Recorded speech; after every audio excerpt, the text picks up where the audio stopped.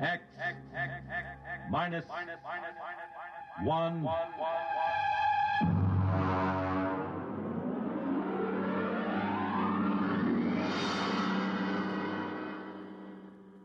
Tonight, Bad Medicine by Finn O'Donovan. But first, farmers know they can't stop storms, floods, or droughts from ruining a crop. But they can make sure things like that can't ruin them by investing in United States savings bonds. Not only farmers, but over 40 million Americans in all sorts of jobs own 40 billions of savings bonds. And why? Because savings bonds are the easy way to start saving and to keep saving. And the money you invest in savings bonds mean protection now and ready cash when you need it in the future. Improving the farm, sending the youngsters to college, or planning your own retirement. These are the big things you can be ready for with savings bonds. And besides offering you a safe investment, each Series E savings bond pays you back $4 at maturity for every $3 you invest. Yes, you earn extra dollars while you save, so start saving now. For the big things in your life, be ready with United States savings bonds. And now, on with our story.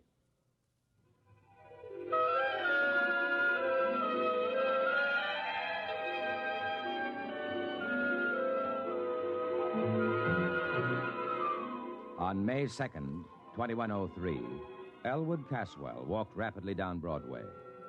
It was a gentle, misty spring day, and the air held the smell of rain and blossoming trees. But Elwood Caswell didn't smell the rain and the trees. He just gripped the loaded gun he had in his pocket.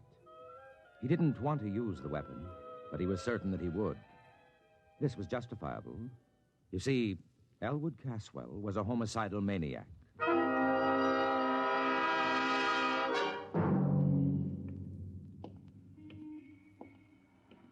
Why shouldn't I kill him? Hey, look out, will you? Oh, sorry, sir. Only the other day he said to me, Elwood, you're looking very well. What business is it of his how I look? Hey there, Elwood. Elwood. Huh? It's me, Marty Klein. I work on the jet buses with you, remember? Oh, yeah, of course. Hello, Marty. Forgive me, my mind was on other things. Yeah, I know how it is. A couple of weeks ago, I was walking around in a fog so thick you could cut it. Yeah, really? Sure. Preoccupied, you know.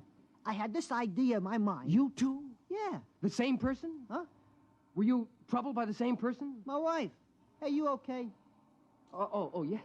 Yes, of course. Well, I had this idea, see? I was going to get rid of my wife. Kill her? Kill her? I mean, send her to a country for a week. Oh. You sure you ain't sick?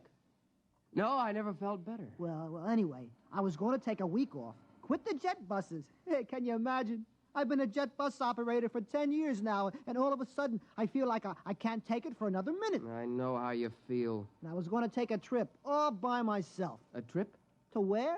To the farthest place I could think, to Mars. I was just going to pick up and take a vacation on Mars. Silly, huh? I don't know. What happened? Well, I talked it over with Ethel. Your wife? Yeah. Ethel, she's a real sensible girl. You know what she did?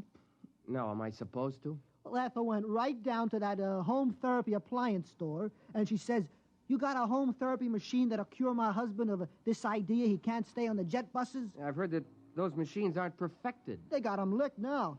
So, okay, she describes the trouble, and next day they deliver this thing, and boom, I plug it in, see? And? And a voice talks to me. It starts asking me questions. Yeah, what kind of questions? All kinds. Things I wouldn't even tell my own mother. You told the machine? Why not? It's only a machine.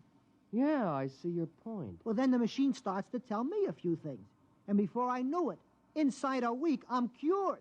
Now, I can't wait to go back driving the jet buses. You don't say. So that's why I say I know how it is to have one thing on your mind all the time like that. This machine, what did it cost you? That's the beauty part of it. My Ethel. Boy, she's a smart girl. After a week, she sends it back, see? She says it don't work. So all we lose is the deposit. I see. Well, I got to get back to work now. Hey, ain't you working the jet buses today? Huh? No, I'm off today. Well, I'll see you, Elwood. Yeah, see you, Marty.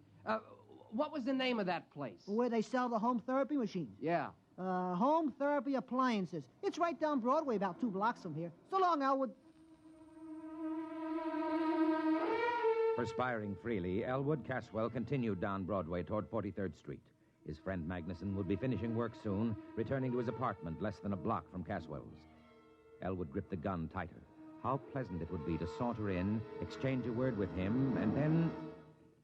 No, I won't do it. I don't really want to kill anybody. It isn't right. Think what'll happen. The authorities will lock me up. My friends won't understand, and... Mother would never approve. Still, if I see Magnuson, if I see his hateful, accusing face in front of me... Oh, this must be the store. Yeah. Home Therapy Appliances. Good afternoon, sir. Can I show you some of our home therapy appliances? I want therapy. Quick. Of course, sir. This way, please. Now then, this is our new alcoholic reliever built by International Combustion Motors and advertised in leading magazines. A handsome piece of furniture. I think you will agree, and not out of place in any home. It also opens into a television set. Look, what I need... Therapy, of course. I just want to point out this model need never cause embarrassment to you, your friends, or your loved ones. Notice, if you will, the recessed dial which controls the desired degree of alcoholism. You see, heavy, moderate, social, light, and teetotal. A new feature unique in mechanotherapy. I'm not alcoholic. The New York Jet Bus Authority does not hire alcoholics. Oh, sorry. You seem the type. No offense. Please. You seem rather nervous. Perhaps the portable anxiety reducer. No. Well, sir, perhaps if you told me just what you feel is bothering you. What have you got for homicidal mania? I beg your pardon? Homicide. The urge to kill someone. Oh, of course. Well, let's see now. Pardon me. Have you worked here very long? A week. Oh, yes, here's the ticket. This black job with the chrome trim. What is it? This is a Rex regenerator, built by Planetary Motors Corporation. Handsome, Goes with any decor, opens into a well-stocked little bar, so your family, friends, loved ones need never... Will it cure homicidal urge, a strong one? Oh, absolutely. Don't confuse this with the little 10-amp neurosis model. This is a hefty, heavy-duty 25-amp machine for really deep-rooted conditions. That's what I've got. Well, this baby will jolt you out of it. Big, heavy-duty thrust bearings, oversized heat absorbers, completely insulated. Sensitivity range I'll over... take it. Yes, sir. With me, right now. Now? Before it's too late. I'll pay cash. Well, yes, sir. It'll be a few hours before the warehouse can... I'll take this one here. Well, that's a floor demonstrator. Does it work? All of our demonstrators work, sir. Then I'll take it. I can't wait for a warehouse. I can't wait for anything. Have it put in a taxi for me. Yes, sir. Tell him to hurry. I want to kill my friend Magnuson, you know. Who? My friend, Magnuson. Oh, of course. That'll be $400.59, sales tax included.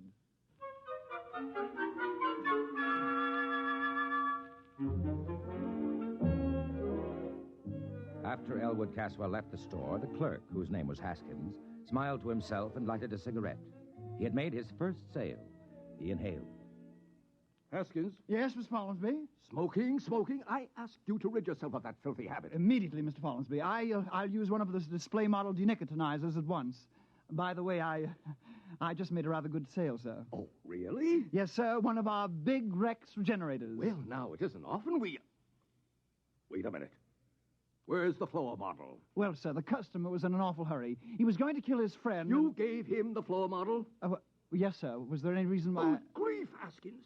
Didn't I inform you we never sell a floor model? But, sir... Good heavens! I've got to get to him. What was his address? Address? His name, then. Well, he didn't say. Then his check. But he paid cash. You mean you just let him pick up the machine and walk out? Well, sir, he paid cash. He was homicidal, you say? Yes, sir. His friend... I don't care about his friend. Get the police. No. Call the Planetary Motor Security Division. Quick. Yes, at once. Well... Excuse me, Mr. Follansby. What will I tell them? Tell them, you fool. Tell them that one of our customers has accidentally got that display regenerator they sent us. The one they shipped by accident. They were going to replace it tomorrow. Yes, sir. The one they shipped by accident. Will they know? If they don't be more explicit, tell them we've sold the Martian model. The one for treating psychotic Martians.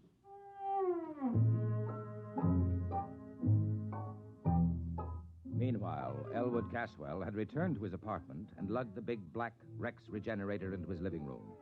He put it down near the couch and studied it carefully. He was right. It does go with the room. Now then, let's see those instructions. Place regenerator near a comfortable couch. All right. plug-in machine. There. A fixed contact band to your forehead. That's all there is to it. Just turn on the machine, and it will do the rest. There will be no language problem, since your regenerator communicates with you by direct sensory contact, patent pending. Well, it seems easy enough. Now, I'll just put the contact on my head. And blast it. Hello? Elwood? Yes? This is Henry. Henry Magnuson. How are you, old boy? I'm fine. I wondered if you were doing anything tonight. Thought you might like to drop over for a game of chess. Game of chess, huh? You stupid oaf. What? Nothing. I thought you called me a stupid oaf. Just talking to my cat. Oh. I didn't remember you had a cat. I thought you hated cats. Oh, I do. This isn't really mine. It's a neighbor's. It keeps coming in. Oh. What about tonight? Will you be alone? Well, yeah. You haven't mentioned to anyone that you're inviting me over? Not a soul. Why? Someone's looking for me, a process server. Oh. Now, I've been avoiding him for days. I don't even leave word where I'll be when I go out. You can trust me, Elwood. I'm your best friend. Yes, you are. But not for long. Huh? Just talking to the cat again. Oh. Well, will you be over? Yeah. In about an hour, okay? Yeah, an hour will be fine. There are a few things I have to do I just first. gotten some new laugh records from the boys at the office. I got something here that'll really kill you. So long, Elwood. So long. I've got something here that'll kill you, too.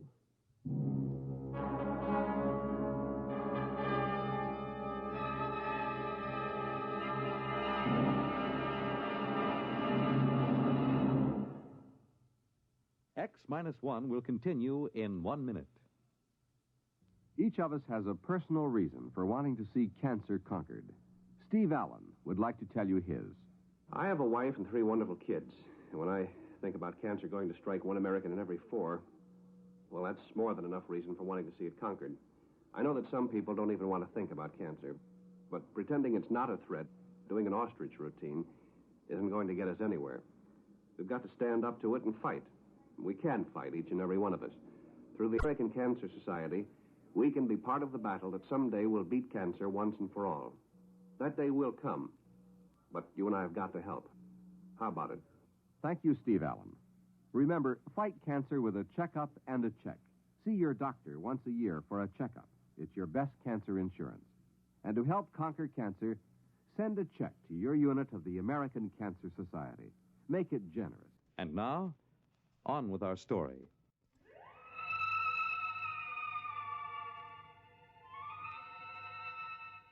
Taking the revolver from his pocket, Elwood laid it on the table in front of him. His face became suffused with hatred at the thought of Magnuson. He poked at the gun with a stiff forefinger. Magnuson, you no-good, shifty-eyed enemy of all that's decent in the world. The man who ruined my sister Irene. The man who... Wait a minute, Elwood. You have no sister, remember? No sister. Now, before you go off and commit murder, why not just try that machine just once, huh? Turn it on. Okay, now reach over and...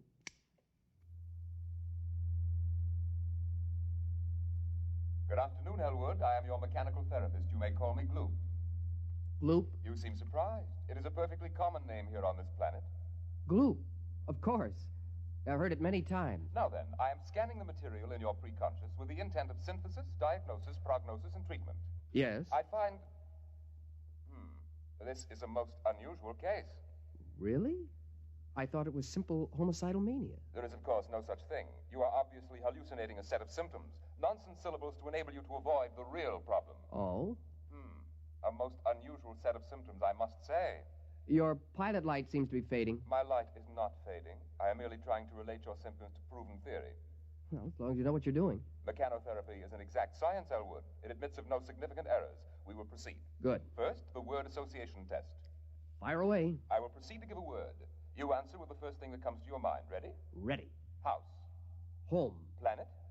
Earth. Just musing. Now, Fleeful. Fleeful? Fleeful. That sounds like a Martian word. Just give me a response. Fleeful, Okay. I can make 'em up, too. Marfouche. That's a pretty good one, huh? Made it up in the spur of the moment. Marfouche is very significant. It is a corruption of the Martian concept of fush klib. Very significant. I don't know any Martian words. Aha, noteworthy. We will proceed. Loud. Soft. Green. Mother. Thanagoyas. Pathamathanga. How's that one? Arides. Nexothesmodrustica. Top that. Katith a snowhell gnoptices. Okay. Rigamaroo, Kalamazoo, Iggity Bibbity Boo. Good. It fits the pattern. Pattern? Your neurosis. I can diagnose it now. Go on. You have a classic case of theme desire, complicated by strong dwarkish intentions. I could have sworn I was homicidal. The term has no referent. It must be rejected as nonsense. Now, if you'll just settle back on the couch, we'll proceed.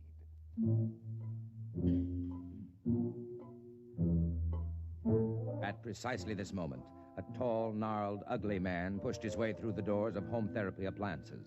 His clothing, unpressed and uncaring, hung on him like corrugated iron. When the clerk, Hoskins, approached him, he flipped back his lapel to show a small silver badge underneath. Sir? John Rath, Planetary Motor Security Division. Oh, yes, sir. Mr. Follinsby, Mr. Follinsby. Yes, hello, Follinsby. Mr. Rath, Well? so far we haven't a single lead. You certainly never mentioned his name? Oh, yes, sir. Now think. Is there anything significant? Is it serious, Mr. Rath? Mr. Follinsby, this man is homicidal. Won't it treat him? Homicide is unknown on Mars. It'll treat him for the most likely Martian sickness. What would that be? Theme desire, Mr. Follinsby. Theme desire? It's a Martian illness in which the victim feels cursed by the tree-like nourishing parent, although, of course, Martians don't have parents in the ordinary sense. Well, Haskins? I remember one thing. He mentioned he was a jet bus operator for the New York Jet Bus Authority. Ah. One other thing. Yes? I believe, yes, he was alcoholic. An alcoholic jet bus operator. Excellent. It'll be on his records. Get the Jet Bus Authority at once.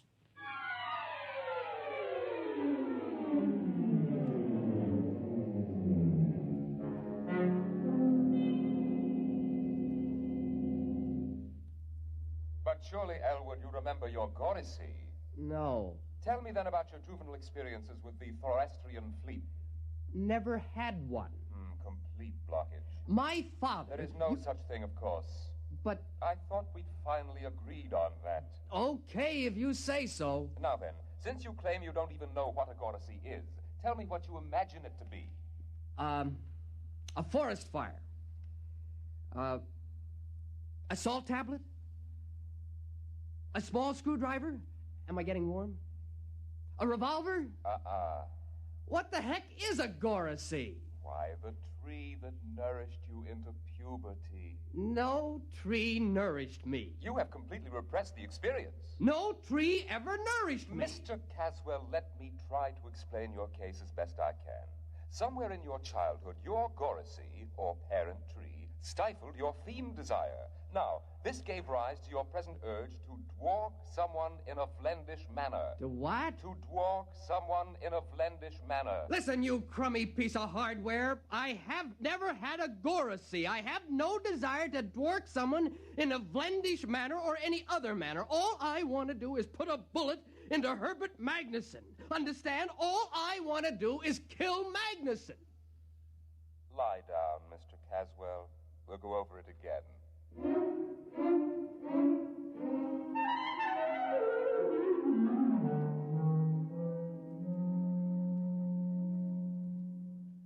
My dear man, I'm not trying to insinuate that the Jet Bus Authority hires alcoholics. If you will just...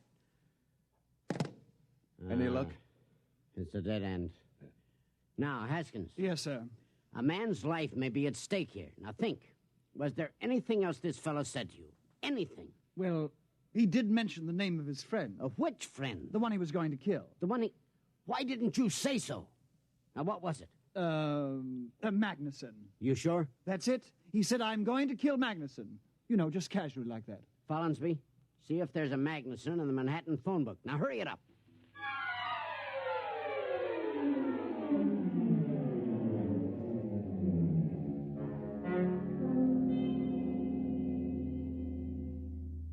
Yes, Mr. Caswell, you were saying?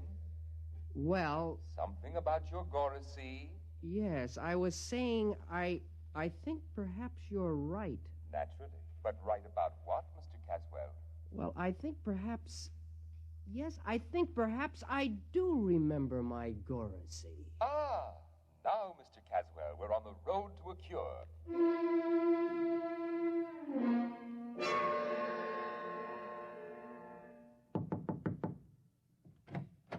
Mr. Magnuson? Yes?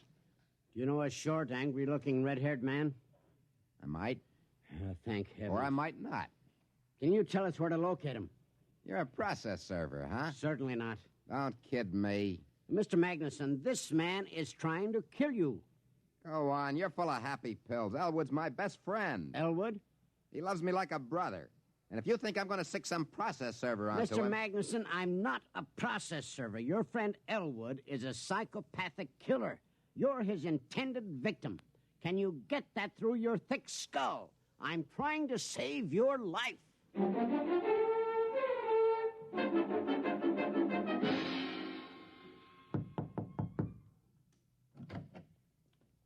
Yes? You're Elwood Caswell? Yes? The Elwood Caswell who bought a Rex regenerator early this afternoon? Yes. Won't you come in? Thank you. My name is Rath, Planetary Motors. Nice to meet you. Have you used the machine? Oh, yes. I see. Mr. Caswell, I don't know how to explain this, but we made a terrible mistake. The regenerator you took was a Martian model for giving therapy to Martians. I know. You do?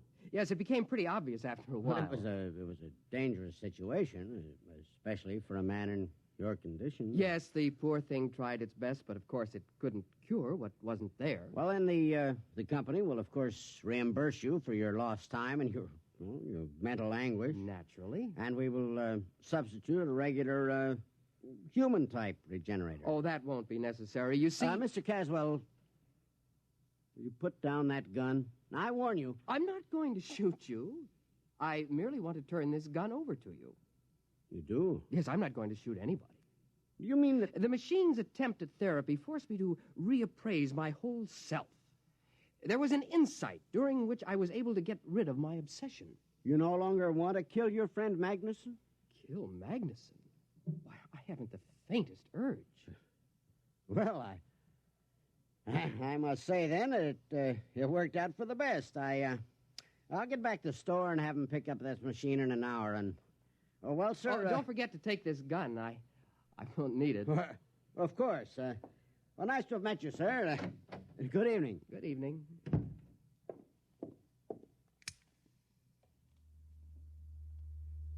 Did you hear that? He asked me if I still intended to kill Magnuson. Magnuson, that inhuman monster who cut down my Goracy. Magnuson, the man who even now is secretly planning to infect New York with abhorrent fiend desire. Am I going to kill him? Oh, no. I wish him a long life, a life filled with the torture I can now inflict on him. Kill Magnuson? Oh, no. I'm going to start right now to dwark him in a vlendish manner.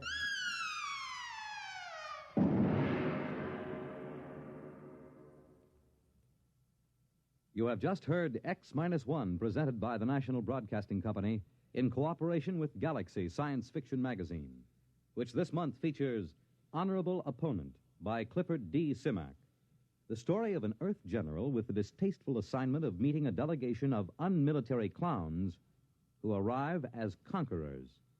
Galaxy Magazine, on your newsstand today. In a moment, tonight's cast and a preview of next week's exciting drama. They took the blue from the skies and the pretty girl's eyes and the touch of old glory's hue, and gave it to the men who proudly wear the U.S. Air Force blue. The U.S. Air Force blue. Oh, we are men with a dream of America's team. We're a rugged and ready crew, and you can bet your boots the world looks up to U.S. Air Force Blue, to U.S. Air Force Blue.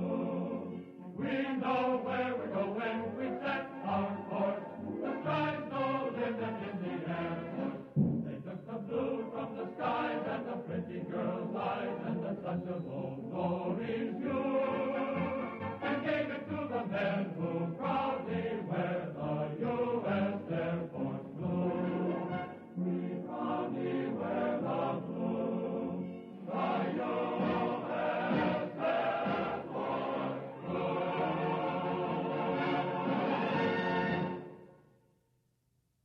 Tonight, by transcription, X-1 has brought you Bad Medicine, a story from the pages of Galaxy written by Finn O'Donovan and adapted for radio by George Lefferts.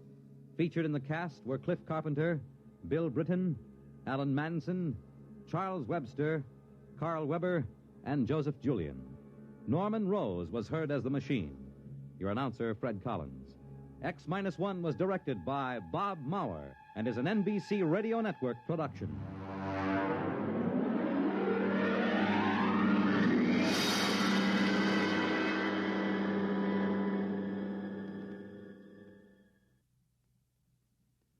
Weekday, the companion and advisor to America's women, offers a new informative series on childbirth. It's the actual case history of a young wife, following her through the late stages of pregnancy, childbirth, and postnatal care. You'll attend the childbirth courses offered at New York's Mount Sinai Hospital, and even enter the delivery room for the actual birth of the child. Listen tomorrow for the real-life series, The Story of Birth. Then, on the same program, listeners can also enjoy more women's specialties. Kitchen Hints by Charlotte Adams, Child Care News with Dr. Francis Horwich, Vacation Ideas offered by Walter Kiernan, and another personal visit with your radio friend, Mary Margaret McBride. Don't forget the exciting dramatization each day from Taylor Caldwell's book, Tender Victory. Be sure to join Virginia Graham and Mike Wallace tomorrow on this NBC station. Follow the news with Chet Huntley tonight on NBC Radio.